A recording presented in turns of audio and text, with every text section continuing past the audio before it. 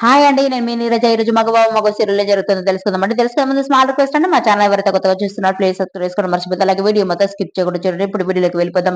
సింధూర పెళ్లి కోసమని చీరలమ్మి అతన్ని ఇంటికి పిలిపిస్తుంది చెంచలమ్మ. అప్పుడు భవతి, రేణుక చీరలు తీసుకుంటూ ఉంటారు. కానీ ఆ చీరలు వాళ్ళకి నచ్చకపోవడంతో కన్‌ఫ్యూజన్‌లో ఉంటారు. అప్పుడే కేశవయ్య మీ ఆడవాళ్ళకి చీరలు మేమే సెలెక్ట్ చేస్తామని చెప్తాడు. దయాకర్‌ని, భూషణ్‌ని వాళ్ళ భార్యలకు చీరలు సెలెక్ట్ చేయమని చెప్తాడు. కౌశిక్‌ని కూడా సింధూరకి చీరలు సెలెక్ట్ చేయమని చెప్తాడు. కౌశిక్ సింధూరకైతే 2 చీరలు సెలెక్ట్ చేసినప్పటికీ సింధూరకు అవి నచ్చవు. ఎందుకంటే ఈ పెళ్లి తనకి ఇష్టం లేదు కాబట్టి తను సైలెంట్ గా ఉండిపోతుంది. అప్పుడే చాముండి ఎందుకంటే చంటికి సింధూరకి ఏదో సంబంధం ఉంది అని తనకి ముందే అనుమానం ఉంది కాబట్టి పోనీ కౌశిక్ చూసిన చీరలు సింధూరకు నచ్చలేదేమో అందుకే చంటిని సెలెక్ట్ చేయమని చెప్దాం అని అంటుంది. అక్కడ ఉన్న వాళ్ళు కూడా అదే మాట చెప్తారు. ఎందుకంటే చంటి ఇంతకు ముందు చీరలు తీసుకుంటున్నప్పుడు తను ప్రేమించిన అమ్మాయి కోసం ఒక మంచి చీరలు సెలెక్ట్ చేస్తాడు. ఆ చీర అందరికి బాగా నచ్చుతుంది కాబట్టి ఇప్పుడు సింధూరకి కూడా మంచి చీర సెలెక్ట్ చేయమని చెప్తారు. కేశవయ్య కూడా అదే మాట చెప్పడంతో చంటి చీరను సెలెక్ట్ చేస్తాడు.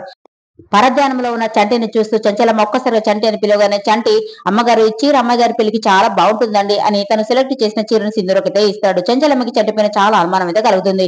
ఇదిలా ఉండగా నెక్స్ట్ సీన్ లోకి వెళ్ళిపోతే సింధూర తనకు కట్టిన తాళి గురించి ఆలోచిస్తూ ఉంటుంది. చంటి ఎవరికి ఎలాగో చెప్పడం లేదు. ఈ పెళ్లి ఎలా ఆపాలా అని ఆలోచిస్తూ ఉండగానే అప్పుడే అక్కడికి కౌశిక్ వస్తాడు. ఏంటి చంటితో జరగాల్సిన పెళ్లి నాతో జరుగుతున్నందుకు చాలా బాధపడుతున్నావా? నీ బాధని మర్చిపోవడానికి నీకు మంచి గిఫ్ట్ ఇద్దాం అనుకుంటున్నాను కాబట్టి నీకేం గిఫ్ట్ కావాలి అని అడుగుతాడు కౌశిక్. అప్పుడు సింధూర నా భర్తను అడిగి చెప్తానులే అని అంటుంది. అప్పుడు కౌశిక్ మన పెళ్లి ఆగిపోతుందని చాలా నమ్మకం పెట్టుకున్నావే అంటే అప్పుడు సింధూర పెళ్లి ఆగిపోతుందనేది నమ్మకం కాదు నిజం. సంకల్పం బలంగా ఉంటే జరిగి తీరుతుందని అంటారు కదా. ఈ పెళ్లి ఆగిపోతుందనేది నా సంకల్పం అని అంటుంది. అప్పుడే కౌశిక్ ఇలాంటి డైలాగ్ వినడానికి చాలా బాగుంటాయి కానీ వర్కౌట్ అవ్వలే అని అంటాడు.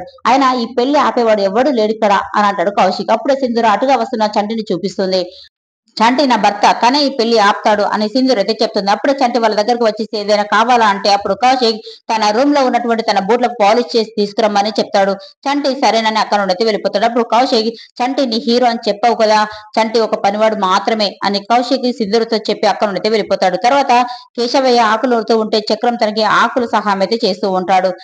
మరోవైపు సింధూర తనకు చంటి కట్టిన తాళి గురించి ఆలోచిస్తూ స్వామీజీ చెప్పిన మాటలన్నీ గుర్తు చేసుకుంటూ చాలా బాధపడుతూ ఉంటుంది. ఏ ఆడదైనా భర్త కట్టిన తాళి ఉండగా మరొకరితో తాళి కట్టించుకోదు. కానీ ఇలాంటి పరిస్థితి దుస్థితి నాకే వచ్చింది అని చాలా బాధపడుతూ ఉంటుంది. అక్కడే ఆకలితో కనిపించిన మావయ్యని చూడగానే అక్కడికైతే వస్తుంది. మావయ్య ఏ ఆడపిల్ల అయినా తనకి కష్టం వచ్చినప్పుడు బాధ అనిపించినప్పుడు కన్న వాళ్ళతో చెప్పుకుంటుంది కదా మావయ్య. మీరు నాకు మావయ్య అయినప్పటికీ ఇక్కడ నాకు మీరు తండ్రి స్థానంలో ఉన్నారు మావయ్య. అందుకే నా బాధని మీతో చెప్పుకోవాలనుకుంటున్నాను మావయ్య అని అంటుంది.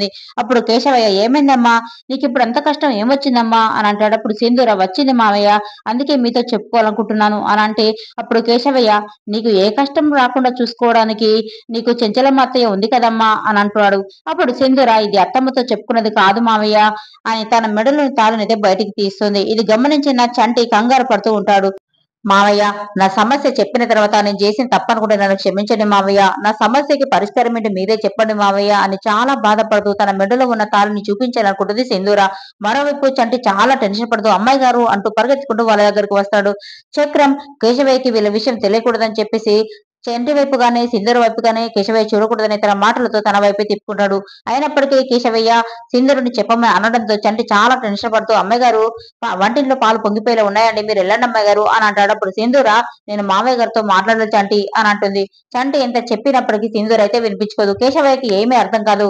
చంటి ఎందుకు అలా ప్రవర్తిస్తున్నాడు అనేది తనకి తెలియదు కాబట్టి రే చంటి పాలు చూసుకోవడం సింధూరనే వెళ్ళాలా నువ్వు వెళ్ళి చూడొచ్చు కదరా అని తనకైతే చెప్తాడు. తర్వాత సింధూర చెప్పమని అనగానే అప్పుడే అక్కడికి ఒక పేషెంట్ ని తీసుకుని వస్తారు.